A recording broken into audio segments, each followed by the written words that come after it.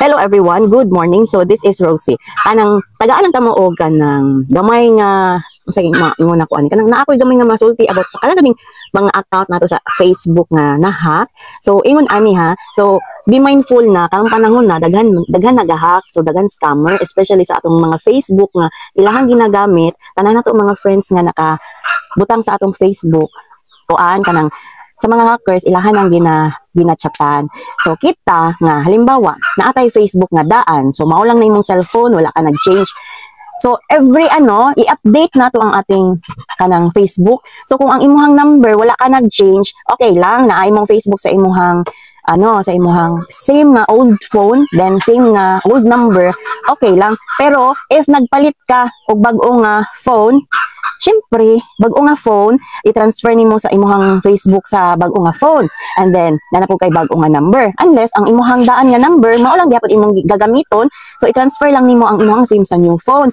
And then, ang imong old phone, naakay plano nga ihatag. Or naakay plano ibaligya. So, ingon ani, before nimo buhaton na tanan, ang kanang imuhang Google account, imuha na siyang i-log out. Tanggalon nimo ang imuhang Facebook, i-uninstall pod na nimo para safe, kay para ang kinsa may ang makagamit ana, dili niya ma-hack or magamit imong Facebook. So kay ingon ani, wala man kay pakino kay basta lang maka-Facebook ka. So ang imuhang old na Facebook na alang sa daan nimo nga phone.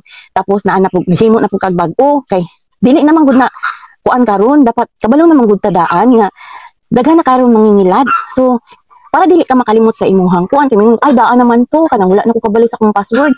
Pwede pa manggod to bago ka magamit og bag-o nga apps, I mean bago nimo gamiton ang imuhang kanang imong account sa bag-o nimo nga phone, imo sa siyang i-transfer. Pag sure na transfer na nimo sa Pikas, so imo na tong tanggalon sa Pikas. Og dili ka kabalo na man ay kanang kuan kanang mag-request ka og bag-o nga kanang password kay text mo na sa imong number ana lang man na, so dili mo na ingon nga ay nakalimot naman ko kanang wala ko kabalong sa akong Facebook mo na maghimo na to kog bag-o unya pagkakuan na day ito ang imong Facebook wala na kay gihack na daw to nga ingon ani. So ita mismo kabalo ta maghuna-huna pud no nga ug dili ka gusto nga makalimtan nimo imong password, isulat nimo sa notebook kay walay gahom sa kalimot no naagid na. So parahin ani nga kanang pila na tong edad ron, okay lang tatabatan-on patano kay di ka makalimot. So mag na gyud ta, secure na gyud ta sa atong password gikan sa Google account.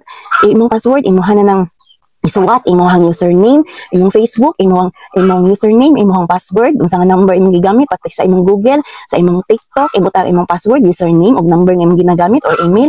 So ana, i-secure pati ang email. Tanan imong isulat sa imong notebook kay para di ka kalimot kay ikaw ra man gihapon ang makuan ana.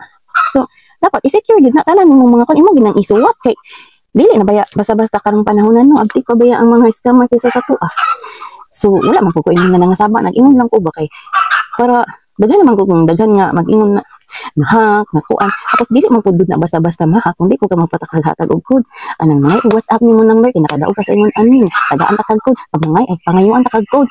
O ko pag ingon na og code, mo hatag man pud ka. Di ba?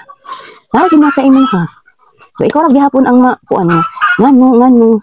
Diba? So daghan na tao nga makuan scam tapos imong pangalan ang magamit. Ana lang. So kung malain mo sa akong giingon, bahala mo basta. Nag-remind lang po ko nga dapat aware ta. Maorat to. Salamat.